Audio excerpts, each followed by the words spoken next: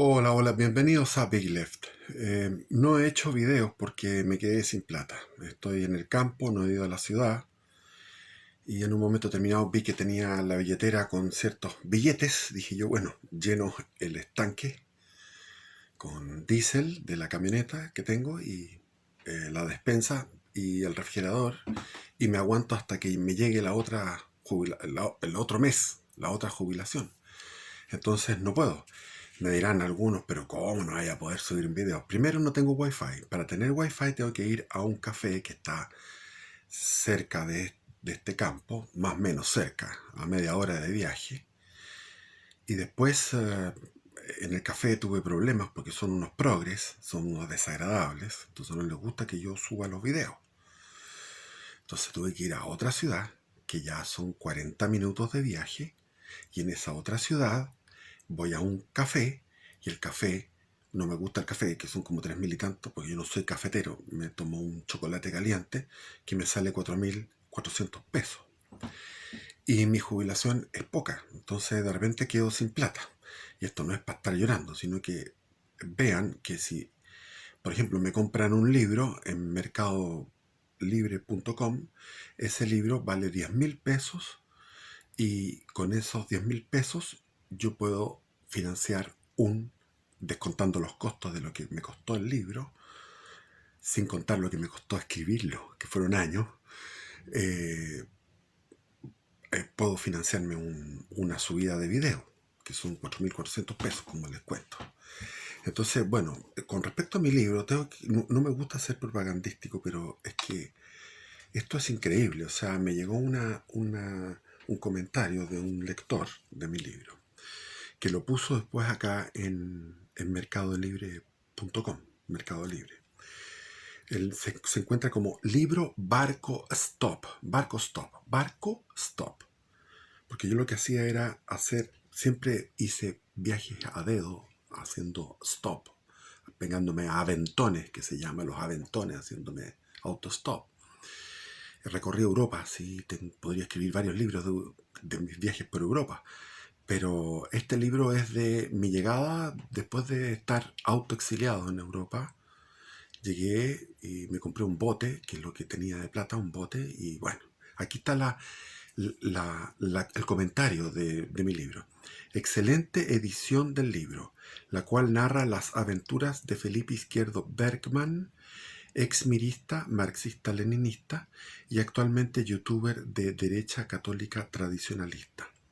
A través de su historia como joven pescador artesanal, navegando costas chilenas por los años 80, el autor hace gala de una gracia poética inédita en Chile, con vivencias y reflexiones únicas que tendrán al lector entre el asombro, la risa y el éxtasis, sin perder en ningún momento la belleza de los elementos presentes, los paisajes, los momentos históricos, los personajes criollos y divertidos, y una forma única de ver el mundo que lo rodea.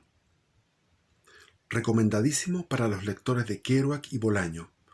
No tiene desperdicios. 5 estrellas. Otro aquí, buena calidad. Espero disfrutar de las infinitas historias de Big Left. Bueno, me llamaban a mí Pedro Urdemales porque tenía muchas historias en mi trabajo. Porque contaba historias, siempre no me repetía con las historias. De hecho, este libro era un libro que se llamó, el primer libro que escribí se llamaba eh, Una larga adolescencia. Una larga adolescencia. Y tenía 600 páginas. Y del final de las 600 páginas saqué este libro, que es el Barco Stop. Pero en el medio están los viajes por Europa, haciendo autostop. Y al comienzo está lo que es mi conversión y después está mi apostasía. Y eso fue el segundo libro que escribí, que está en Amazon. No lo he publicado con papel, no ha sido publicado en papel, y está en Amazon. El libro Conversión y Apostasía, que es un libro espiritual con oraciones muy novedosas, unas oraciones muy novedosas, y al mismo tiempo cuenta toda la historia de mi conversión y de mi apostasía. Bueno, entonces son 10.000 pesos. Yo les recomiendo comprar libros, sobre todo, bueno, el mío. ¿Por qué? Porque en cualquier momento puede venir un apagón de internet y ahí vamos a estar aburridos y que vamos a tener que leer. Yo tengo aquí tengo para leer todo lo que yo quiera. Libros de mi infancia, libros que yo leía cuando era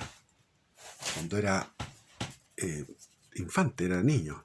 Por ejemplo, La Edad Media, de es un libro que es de 1914, cuando empezó la Primera Guerra Mundial. Está perfecto, está perfecto. Malet se llama el libro.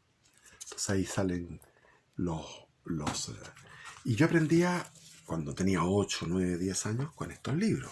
Los tengo acá. Los puedo leer y releer. Y son exquisitos, están muy bien escritos. Tengo acá, por ejemplo, Adiós al séptimo de línea, con nuestro general Baquedano. Eh, bueno, yo empecé a leer muy joven, de niño. Los primeros libros fueron a los 8 años. Tuve una precocidad que no es buena, porque la precocidad hace mal, hace daño, es demasiado. Uno se salta periodos de la vida, que debería vivirlos como corresponde. Entonces el ser precoz no es bueno. Entonces, bueno, hace unos años atrás tuvimos un encuentro de los ex compañeros y compañeras, hablando en términos como se habla ahora, compañeros y compañeras. Había un compañero también de mi colegio, True Wallace School, que era un colegio británico, de la habían dos misses que eran las dueñas del colegio, que eran amigas íntimas de la reina Isabel II. No es broma. Cuando llegó la reina Isabel II a Chile fue a nuestro colegio y después fue al Grange. En el Grange estábamos formaditos y ahí estaban todos los colegios ingleses, que eran 4 o 5, no más, que ahora está lleno de colegios que hablan inglés, pero en esa época eran 4 o 5, y estábamos los ex compañeros del Truelas y yo aproveché de preguntar sobre cómo era yo y qué cosas, porque uno a veces no, es bueno que te miren lo que ellos te veían a ti cuando eras niño, y resulta que me dijeron que yo era presidente de curso desde primero básico hasta séptimo básico. Fui jefe de curso y siempre me elegían todos los años jefe de curso y yo no me acordaba, y que me daba que hacía discursos, no tenía idea. Entonces tenía borrado de mi memoria una amnesia total de esa época de mi vida.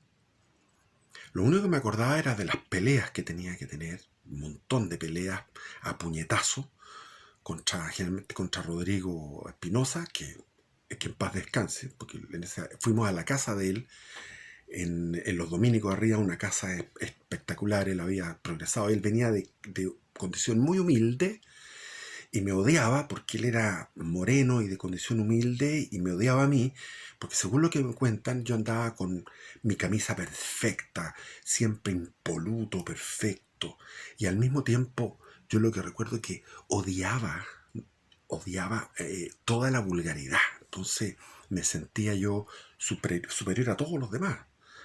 No había ni uno que estuviera a mi altura en nivel de raza y en nivel de clase. Entonces yo era de la clase más elevada y de la raza más elevada, y me creía y era sumamente soberbio. Sin embargo, me elegían todos los años presidente de curso, pero tenía que estar peleando contra los que iban a disputar eso del macho alfa. Me lo disputaban y me ganaba, porque Rodrigo me ganaba la pelea.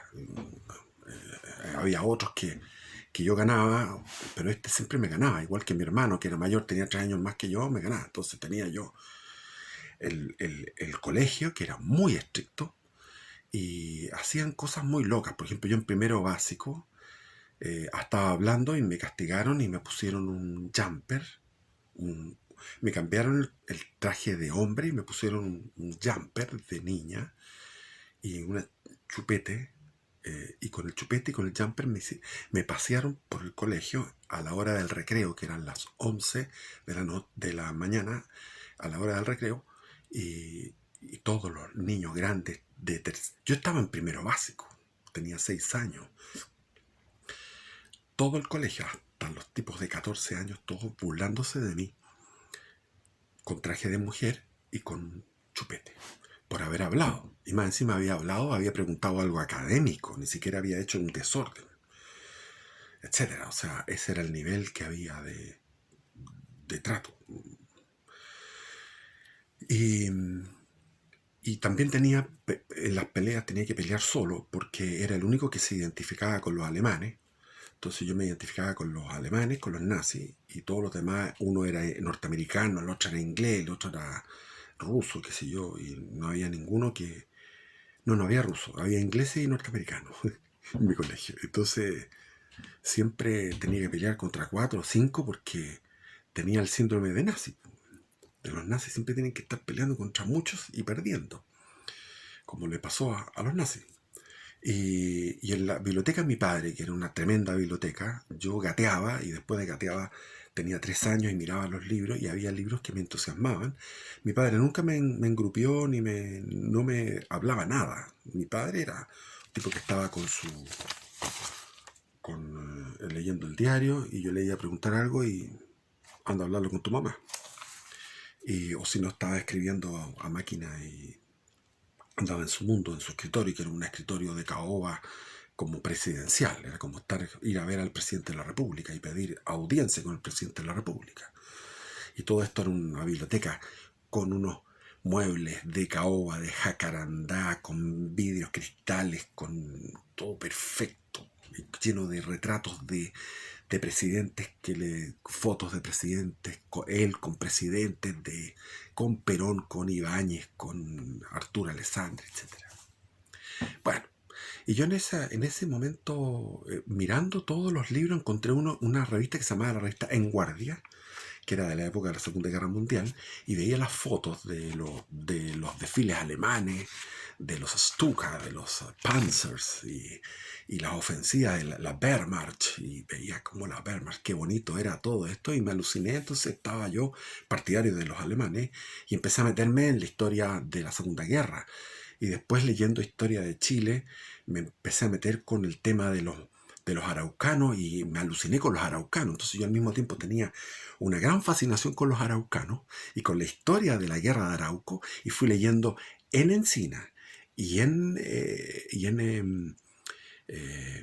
Barros Arana, en los dos. Iba saltándome todas las partes que para mí como niño eran aburridas, las partes administrativas, que la Real Audiencia, ¿qué es eso de la Real Audiencia? Lo pasaba, etcétera. Los tribunales eclesiásticos lo pasaba, el gobernador no sé cuántito lo pasaba. Pero realmente llegaba a la batalla y decía el título, viene la ofensiva, la insurrección de los araucanos, el desastre de Curalaba contra el gobernador García Óñez de Loyola, y lo leía. Entonces iba leyendo iba saltándome en todos estos tomos, los 4, 5, 6 tomos primeros de Encina y los 2 primeros tomos iba leyendo y alucinando con los araucanos. Entonces era un mapuchista de joven y era un nazi también, al estar tan fascinado con la Segunda Guerra Mundial. Llegué a tener un dominio de la Segunda Guerra Mundial muy grande y después me fui a los griegos leyendo en estos libros así. Por ejemplo, aquí tienes Grecia, historia de Grecia, también de 1914. Entonces lo iba leyendo de cabro. Y leyendo la historia griega, me metía con las guerras médicas, las guerras contra los persas, la batalla de Maratón, la batalla ¿cómo se llamaba esta? Salamina. Después me iba a las guerras púnicas de los romanos y veía las batallas de Canas con Aníbal, todas las batallas de Aníbal, lo que había hecho Aníbal, y después Julio César, Bencitorix. Y se me queda todo grabado, porque o sea, yo podría tener un canal de pura historia militar, 100%, pero no puedo porque es un espíritu maligno. Es un espíritu maligno. Entonces, nadie me controló. Mi madre veía que yo estaba leyendo. Leía, qué sé yo, un libro sobre Pedro Valdivia y decía, bueno, no tiene nada de malo. Mi padre no quería que le tocara los libros. Me decía, no me toques los libros. Tenía que ir escondida, sacaba un libro y lo dejaba a los otros así para que no se notara que había sacado ese libro. Lo escondía en mi propio escritorio, que tenía un escritorio que era de mi abuelo, que lo había traído de París en barco, y en el escritorio de mi abuelo, con una lámpara antigua que iluminaba bien, tenía un atril donde ponía los libros en el atril y leía en el atril con un asiento que me podía echar para atrás. Mi propio escritorio. Y, y ahí tenía también un piano, que era un piano autopiano. Entonces tú podías poner todas las obras musicales, las ponía y empezaba a escuchar música con el piano que se tocaba solo. Ese era un piano de 1880, hecho en New York. Entonces venía de New York ese piano gigante, estaba en mi escritorio. Con todas las revistas topaces, mi padre tenía recortes de todos los diarios del siglo XX, de toda la historia del siglo XX. Y, y ese era mi lugar donde yo estaba ahí todo el tiempo imbuido. Entonces mi madre y mi padre me escuchaban que yo estaba bien, pero no estaba bien, porque yo estaba metido en una cuestión que no correspondía a mi edad. Ese es el punto. Y entonces después empecé a leer la Biblia. Esta Biblia que la tengo, no se la voy a mostrar. Espérate. Vamos a buscar.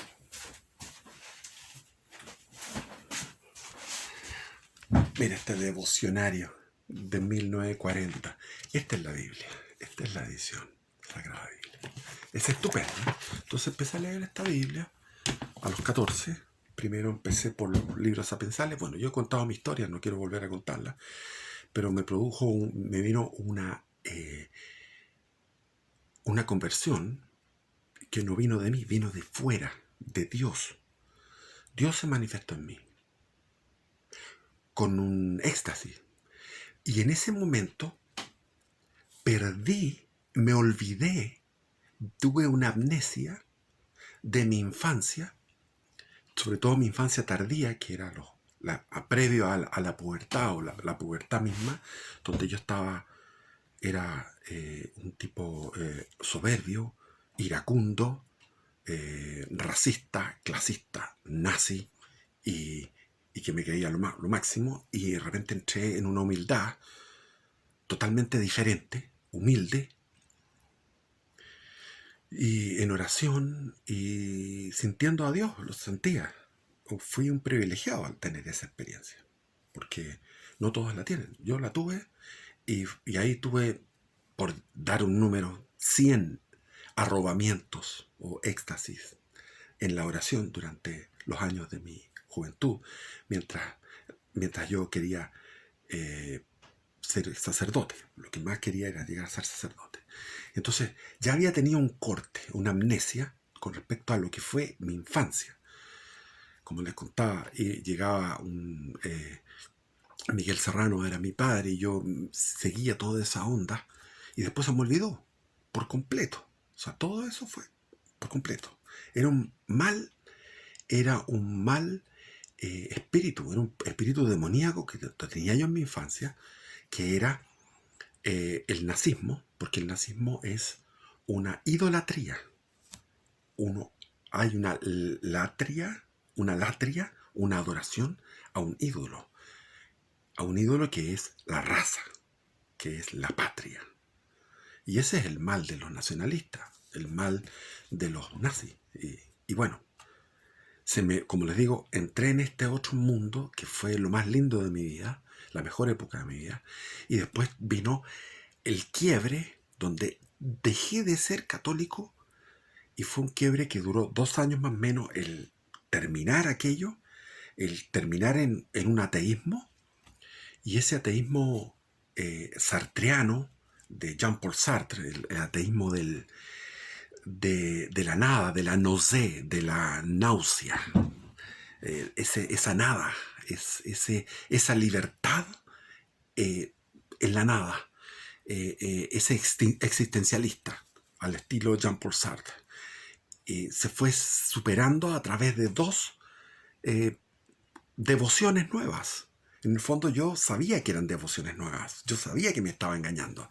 Entonces puse en mi escritorio, puse ahí los libros marxistas y me puse marxista para salir del vacío y obtener también unos nuevos amigos que ya estaban conmigo, me estaban seduciendo. Entonces empecé a ser marxista, y el marxismo no era suficiente, porque el marxismo es muy vacío. Es le falta algo en la parte subjetiva e individual. Entonces ahí me tiré con Nietzsche y Nietzsche fue el que me inyectó una droga que es la droga de esa libertad hacia una nueva ética y hacia una nueva estética.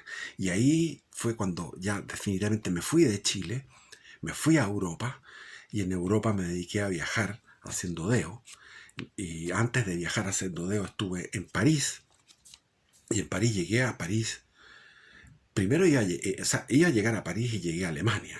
Porque el avión que yo había eh, pagado era un avión que costaba $270 el viaje. Era una línea aérea que tenía un avión y un avión chico.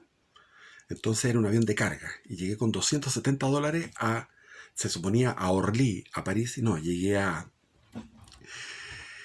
Alemania, a Frankfurt. Iba con un tipo al lado que el gallo lo habían torturado, era del Partido Socialista. Entonces, no, como la línea no fue reconocida en Orly los rechazaron, dijeron ustedes no sabemos quiénes son ustedes, no pueden aterrizar en Orly. Entonces fueron hablando con dónde podían aterrizar y la idea era al final nos dijeron no vamos a aterrizar en París, vamos a tener que aterrizar en Frankfurt.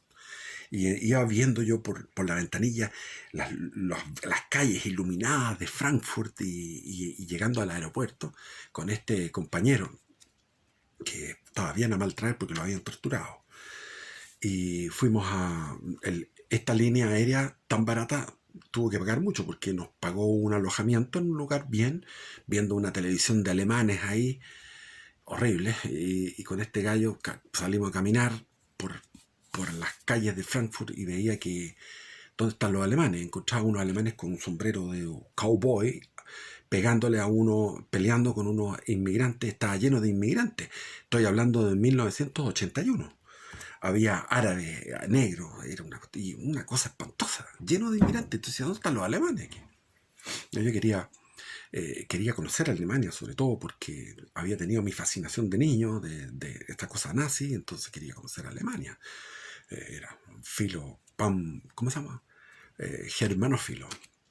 Bueno, la germanofilia se me fue a la mierda. Porque Alemania Federal era una mierda. Y Alemania Democrática, la Alemania Comunista, era otra mierda peor. Así que Alemania fue un asco. La gente de Alemania, wax, todo horrible. Horrible. Y después llegué a París. En París, me acuerdo, eh, en tren, crucé la frontera. Yo entré a Francia como, por decir una cifra, pero no me acuerdo, pero como unas 10 veces en forma ilegal. Y lo hice de manera extraordinaria, porque yo ahí vi a los guardias, a la policía francesa con esos gorritos típicos, como son, no sé si todavía serán, todavía les flic, los pacos franceses. Y los veo y me meto al baño. Y me meto al baño y de repente estoy metido en el baño y una mujer me golpea, me dice, usted, en francés me dice, usted está ahí metido en el baño y por favor, ¿qué es esto? O sea, yo quiero entrar al baño y usted está hace un rato largo, porque los tipos iban revisando los pasaportes de todo el vagón y cuando terminaron el vagón, la mujer me acusó y dijo, aquí hay un tipo encerrado, en el baño. Yo fuerzas, tomé fuerzas, abrí la puerta, golpearon el flic, el policía francés, golpeó la puerta así fuerte, ta, ta, ta. Abrí la puerta y dije yo, ¿Qu'est-ce qui se passe alors? Qu'est-ce qui se passe ici? Oh, excusez-moi, monsieur. Y no me revisó el pasaporte, que era un pasaporte rojo, horrible, ordinario. El pasaporte chileno ahora está mucho mejor, pero en esa época era una horripilancia el pasaporte. Llego a París de noche, me meto en el metro, y el metro era puro negro, y puro árabe, puro hueones raros, y todo asqueroso, y esta weá, esto es París, weón. Llegué al Quartier Latin porque iba a un dato, que era el dato de Carmen Castillo. Carmen Castillo, que era hija de Fernando Castillo Velasco, porque yo había estado en la Quinta Michita, había estado ahí en la familia de Fernando Castillo Velasco, con la Mónica Echeverría y todos los que eran como una élite de gente de izquierda, lo más que hay. Y toda la Villa Michita es una villa que hizo Fernando Castillo Velasco en la avenida Simón Bolívar. Al llegar a Tobalaba, al llegar a Tobalaba ahí era un lugar donde estaba Garretón, estaba el Gasmuri, los jefes del Mapo Obrero Campesino, en plena dictadura, plena dictadura. Y ahí se juntaban y plena dictadura. Y yo estaba ahí porque bueno, las mujeres de izquierda eran de avanzada y eran más liberales. Entonces yo iba más que nada por ello, para poder tener un abastecimiento sexual. Eso era. Y incluso fue muy divertido porque una vez llegó la CNI a llevarse a Jaime Castillo Velasco, que estaba ahí también viviendo. Jaime, que era el ideólogo de la democracia cristiana. Y y el tipo se agarró de los barrotes, yo lo vi, se agarró los barrotes y los torció los barrotes, porque no me van a sacar del país, que llegó la CNI y lo echó, lo expulsó del país. Y en ese momento llegó Fernando Castillo Velasco a la pieza donde yo estaba con la hija, a las 6 de la mañana. Y no hizo nada, sino que dijo, bueno, llegó la CNI, vamos para allá, qué sé yo, alerta, alerta.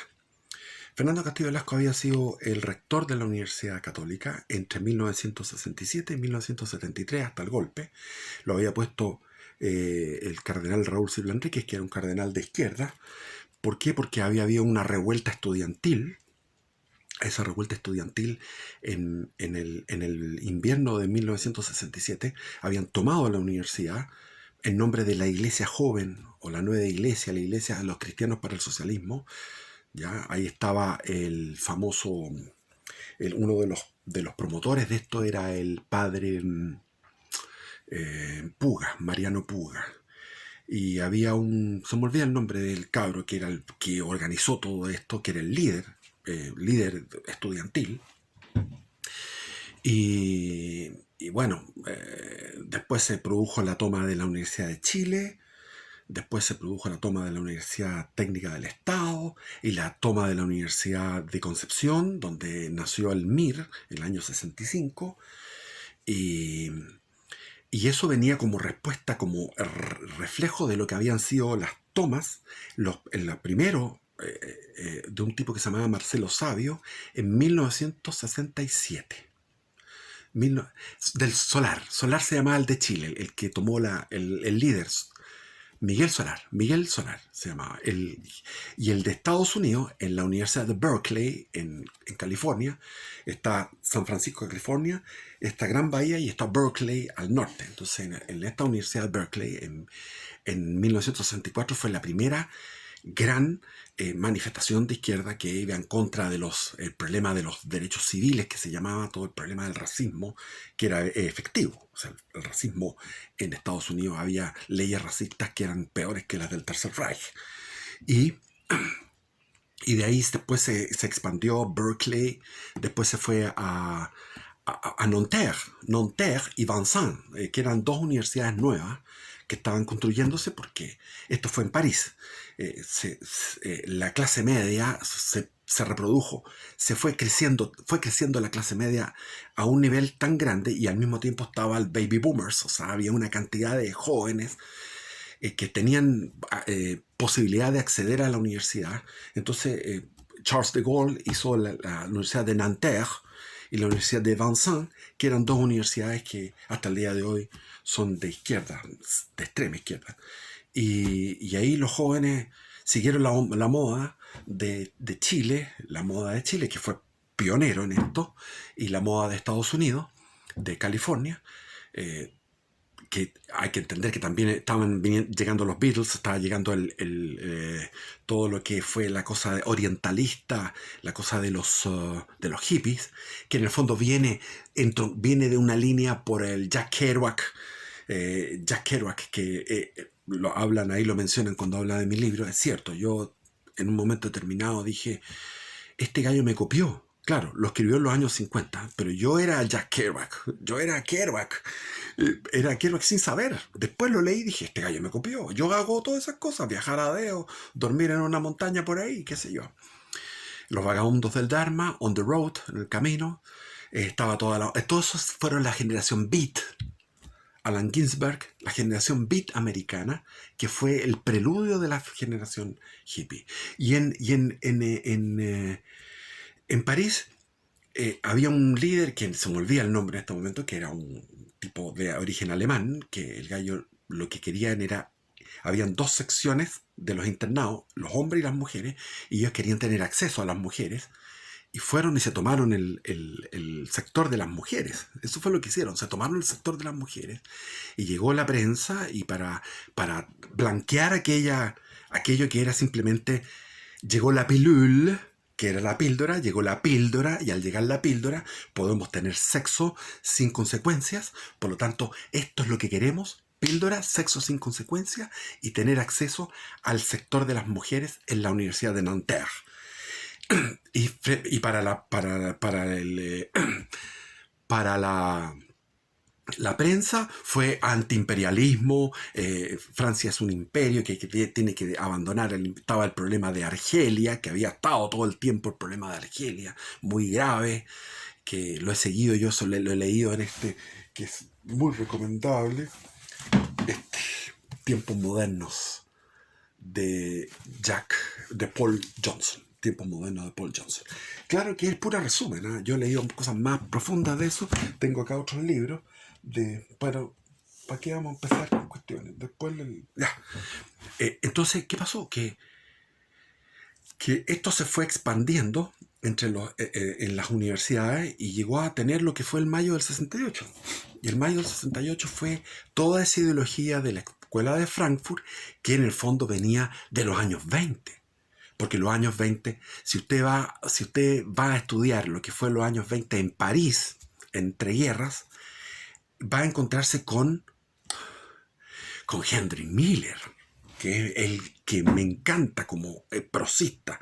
Ahora, Henry Miller es un lujurioso, o sea, el tipo va y relata encuentros con dos mujeres, y cómo hace sus encuentros sexuales, pero escrito de una manera increíble. Pero al mismo tiempo no todo es erótico, sino que también son vuelos que tiene maravillosos. Tengo aquí el libro de él, que se llama Los libros de mi vida, que es la idea. Él va contando todos los libros de su vida, y lo que más me gustó a mí fue Trópico de Cáncer y Trópico de Capricornio. Ahora, ¿qué pasaba en los años 20? Los años 20, los años locos en París, fue todo esto. Todo lo que ahora es el tema del indigenismo, de los homosexuales, de la lesbianidad, de los trans, del antirracismo y todas estas cosas de interseccionalidad. Aquí lo tenía anotado. Todo lo que hay ahora como cultura woke, qué sé yo, eso ya estaba en los años 20, bullendo, pero marginal. Ahora no, ahora son todos los multimillonarios norteamericanos, casi todos, el 90%, 95% de los multimillonarios norteamericanos y multimillonarios europeos son de extrema izquierda, y participan de todas estas cosas que son homofobia. Todas estas son palabras, mira: homofobia, patriarcado, feminismo de tercera ola, equidad, inclusión, tolerancia, diversidad, heteronormativo, afirmación de género, justicia reproductiva, ecogenocidio, privilegio blanco, interseccionalidad, cultura de la violación, persona menstruante, civilización trans, persona atraída por menores. Bueno, todo esto se fraguó en la década del 20 en París. Estaba Henry Miller, famoso. Después andaba Hemingway, pero no, yo prefiero a Henry Miller. Ese es el super uno. Es lo mejor que hay en prosa. Después me tiré con los argentinos, pero los argentinos tienen problemas. Hasta ahí no me llegan. No, los norteamericanos, la prosa norteamericana. Por eso es que mi libro es un libro tipo Kerouac, pero como le digo, yo no lo copié ni para escribir, porque el libro mío es en primera persona, en tiempo presente, ni tampoco es que yo leía, creo, y después lo copié. No, no. Ahora, cuando estaba en París, yo leía Rayuela de Cortázar y iba al, decía, leía leyendo la Rayuela de Cortázar y se encontraba la maga con el, ¿cómo se llamaba este otro? Bueno, se me olvida. Los personajes, los dos protagonistas, la pareja, se encontraban en el café no sé cuantito, y yo iba al café y no quería pagar porque no tenía plata. Eran 3,50 francos, me acuerdo, lo que costaba el cine arte. Y yo prefería, en vez de tomarme un café, pagar cinearte en la mañana y pagar cinearte en la tarde. Entonces iba al Beaubourg, al Centro Georges Pompidou, al cinearte, y después veía exposiciones de Jackson Pollock, de Man Ray, exposiciones de arte contemporáneo, y después me iba en la tarde al Palais Chaillot, el Palais Chaillot frente a la Tour Eiffel, y el Palais Chaillot tenía otro eh, cinearte, y veía cinearte ahí también. Entonces, toda esta explosión de mayo del 68 fue una cosa que venía de antes, y todo un fermento, una espumosidad intelectual del Jacques Derrida, del Georges Bataille, de Foucault, de Michel Foucault, de todos estos deconstruccionistas. Entonces ahí es donde empieza a emerger el posmodernismo, y en el fondo nosotros vivimos y respiramos mayo del 68, a pesar de que fracasó en su momento. ¿Por qué? Porque mayo se expandió esto, llegaron a haber huelgas generales, y estaba el país paralizado mientras Charles de Gaulle había ido a una visita a Rumanía, y de Rumanía se volvió rápidamente, y hizo un discurso que yo lo vi como izquierdista, lo vi en el Centro Georges Pompidou, porque había miles de documentos, o sea, de documentales sobre la historia del siglo XX en blanco y negro, y tú los ponías, te ponías en varios asientos, lo ponías en un televisor y podías ver, esto en el año 81, 82, podías ver estos documentales. Entonces yo veía estos documentales, entre medio el cinearte, entre medio los comedores universitarios, con la ebullición que había. Estaba viviendo en París en el año 81, cuando había llegado el gobierno de François Mitterrand, que era el primer gobierno socialista, y se suponía que iba a ser socialista, y sí fue y lo fue. De manera demagógica empezó a estatizar empresas, y puso como encargado de las relaciones con América Latina, está el departamento, o sea, el Ministerio de las Relaciones Exteriores, y el encargado para todas las relaciones con América Latina a Régis Debray, que era la pareja de Carmen Castillo, donde yo estaba viviendo. Yo vivía en la Rue d'Anton, en el Quartier Latin, en la casa de Carmen Castillo, y yo estaba en el segundo piso, y de repente llegaban unos tipos y se juntaban con los líderes del MIR y empezaban a ofrecer armas, y venía una compra de armas, y ellos contaban cómo querían militarizar a los chicanos en el sur de Estados Unidos para armar guerrillas, cómo estaban ellos financiando guerrillas en Colombia, y cómo ellos iban promoviendo guerras, estos franceses, promovían guerras para vender armas. Y llegaba ahí García Márquez, estaba el Régis Debray, que les digo, que era Jacques Chonchol, lo conocí personalmente, el que fue el jefe del INDAP y después de la CORA en el gobierno de Frey y en el gobierno de Allende, la viuda de Orlando Letelier, una dama muy agradable, Pablo Lachevsky, el que tiene el que es el dueño de la editorial LOM, que es la editorial comunista por antonomasia. Pablo Lachevsky es un joven, era un joven altísimo, tipo Abraham Lincoln, judío, de origen judío, la familia, muy agradable la familia, y súper exigente. O sea, eran los primeros del curso de l'École de France, que era del liceo estatal donde iban los mejores. O sea, allí la educación estatal era porque iban los mejores. Está financiado por el Estado, los mejores. Entonces ellos eran los mejores del mejor curso del mejor liceo de Francia. Los Slachevsky, chilenos, de izquierda, judíos. Y me tocó ver tanta cosa ya. Ah, pero estábamos hablando de lo de mayo del 68. Claro, llegó Charles de Gaulle y dijo, il y a des groupuscules, hay unos grupúsculos insolentes, hay unos grupúsculos que se han creído insolentes y llamo al pueblo a manifestarse. Y resulta que el discurso, el solo discurso de Charles de Gaulle frenó una insurrección donde París ardía por los cuatro costados. Paró una insurrección estudiantil y una insurrección obrera. Y en un momento determinado llamó a la gente a la calle y vino la mayoría silenciosa, la mayoría silenciosa. Y salió 800.000, no como dicen aquí 1.000.000, les suman, no, eran 800.000, la misma cantidad que fue para ese día en Chile. 800.000. Pero los franceses lúcidos y cuerdos fueron a parar esa insurrección. Y ganó Charles de Gaulle, pero no ganó la contra, ganó una pequeña batalla, porque mayo del 68 se infiltró hasta el día de hoy. Prohibido lo prohibir.